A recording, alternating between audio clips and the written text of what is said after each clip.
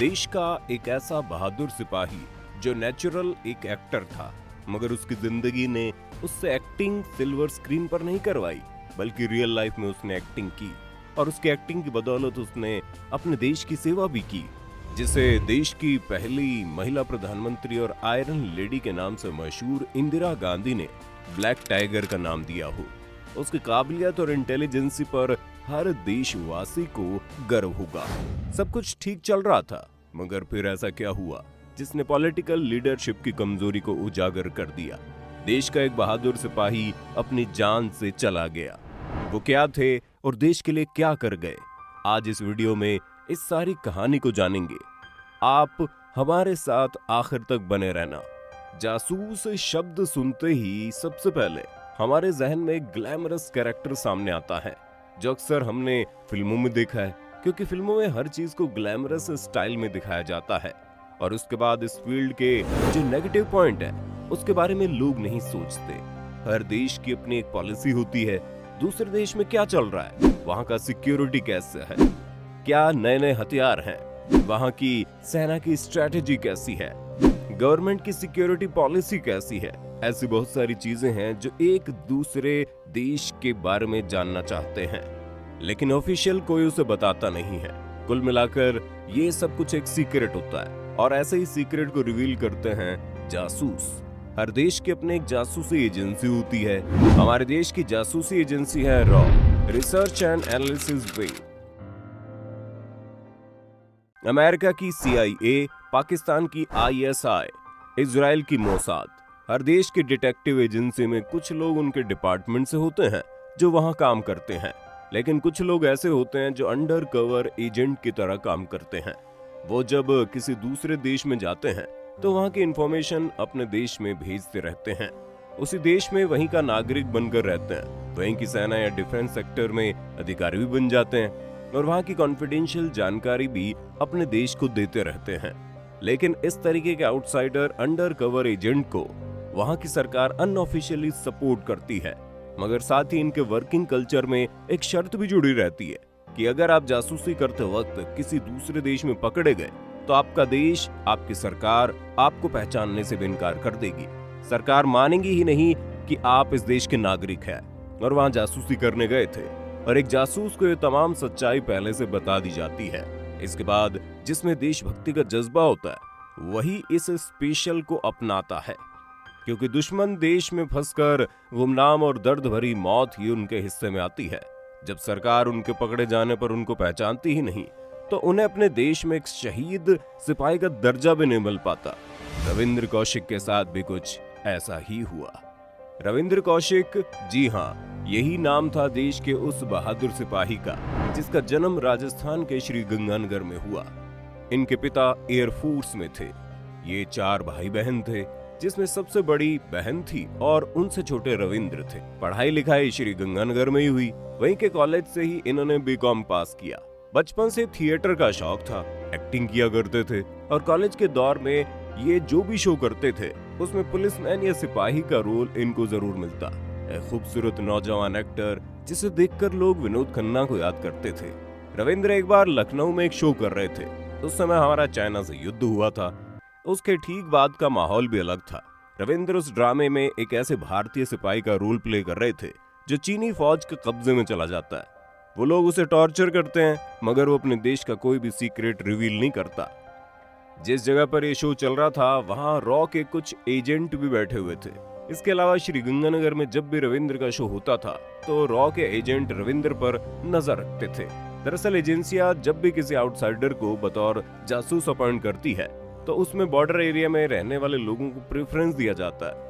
Finally Lucknow के show में रविंद्र से रॉ के एजेंट ने मुलाकात की और उन्होंने उससे कहा कि तुम एक्टिंग बहुत अच्छी करते हो, हमारे पास तुम्हारे लिए काम है, तुम हमसे दिल्ली में आकर मिलो। तब तक रविंद्र को ये भी नहीं मालूम था कि हमारे देश की जो जासूसी एजेंसी है, रिसर्च एंड एनालिसिस विंग, वो रॉ है। जब उन जासूसों से मिले तो फिर उसे रॉ के दफ्तर में ले जाया गया। पूरी दुनिया में रॉ के जासूसों ने जो कारनामे किए थे उनकी कहानियां रविंद्र को सुनाएगी और उसे मोटिवेट भी किया गया। इसके बाद रविंद्र कौशिक के सामने ऑफर रखा जाता है कि तुम अगर अपने देश के लिए कुछ करना चाहते हो तो तुम्हारे लिए हमारे पास काम है। एक जासूस का काम करना है। रविंद्र पहले से ही देशभक्ति के जज्बे से भरा हुआ था। उसने हाँ कह दिया। तब उसे ये बताया गया कि तुम जो करने जा रहे हो उसके बारे में अपने घर में किसी को नहीं बताना। रविंद्र की पंजाबी बहुत अच्छी थी। इसके बाद उनकी ट्रेनिंग शुरू हो गई।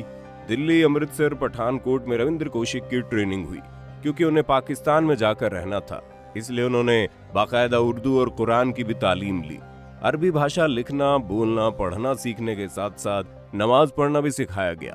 पहले और बेसिक ट्रेनिंग सेशन में रविंद्र को ये सिखाया गया कि पाकिस्तान में एक मुसलमान किस तरीके से रहता है। दुआ, सलाम और ऐसी हर एक चीज की ट्रेनिंग दी गई जो रविंद्र को पाकिस्तान में रहते हुए हर किसी के शक के दायरे से बाहर रखेगी। इसके बाद चूंकि रविंद्र कौशिक को पाकिस्तान में रहना था, तो उन्हें पाकिस्तान की हिस्ट्री, वहां के हर एक शहर, बड़े बड़े लोग और नेताओं के बारे में जानकारी दी जाती है। इसके बाद जासूसी के कुछ बेसिक्स होते हैं जिनके बारे में सिखाया और बताया जाता है।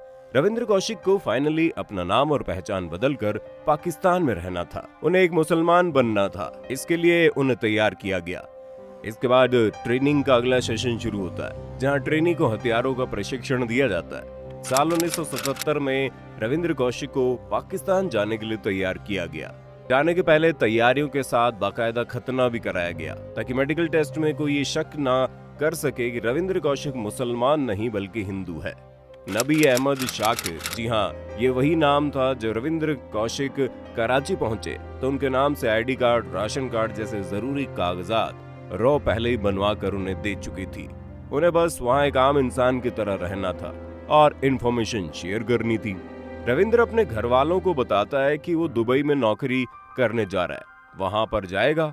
वो अच्छी तरह से जानता था कि अब उसकी हिंदू पहचान के साथ साथ हिंदुस्तान भी छूट गया है और उसे पाकिस्तान में ही रहना है। कराची आने के बाद उसने लॉ कॉलेज में एडमिशन लिया और पढ़ाई करने लगा। इसके बाद उर्दू के अखबार में पाकिस्तानी फौज का एडवर्टीजमेंट छपा था। उसने पाकिस्तानी फौज में नौकरी कर ली। वहां प्रमोशन हासिल करके ये मेजर के पद पर पहुंच गए।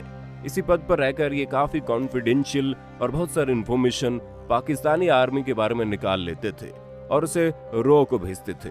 और ऐसी ही कई इंफॉर्मेशन उन्होंने भेजी, जिसकी वजह से इंदिरा गांधी ने उन्हें ब्लैक टाइगर का नाम दिया और उनकी भेजी हुई इंफॉर्मेशन से देश को बहुत फायदे हुए। इसी बीच रविंद्र को एक पाकिस्तानी अफसर की बेटी अमानत से प्यार हो जाता है और दोनों शादी भी कर लेते हैं। हालांकि ये शादी भी उनके जासूसी टास्क का ही हिस्सा थी।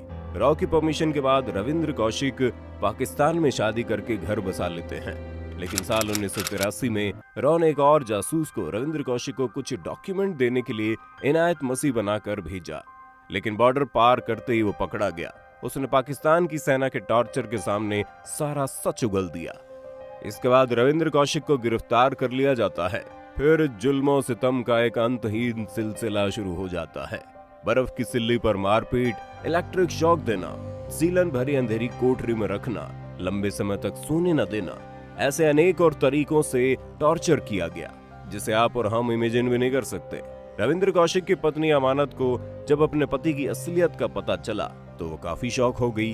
वो सियालकोट की जेल में केवल एक बार उसके बेटे अरीब को लेकर उससे मिलने के लिए आई। शारीरिक, मानसिक और पारिवारिक परेशानियों को झेलते हुए भी रविंद्र कौशिक ने अपने देश के खिलाफ कभी मुंह नहीं खोला। देशभक्ति का ये जज्बा भी ऊपर वाला सबको नहीं देता। रविंद्र के ऊपर पाकिस्तान की अदालत में केस चला और उसे फाइनली फांसी की सजा दी गई। रविंद्र कौशिक ने इस सजा के खिलाफ ऊपर अपील की तो पाकिस्तान की कोर्ट ने फांसी को 25 साल की सजा में बदल दिया।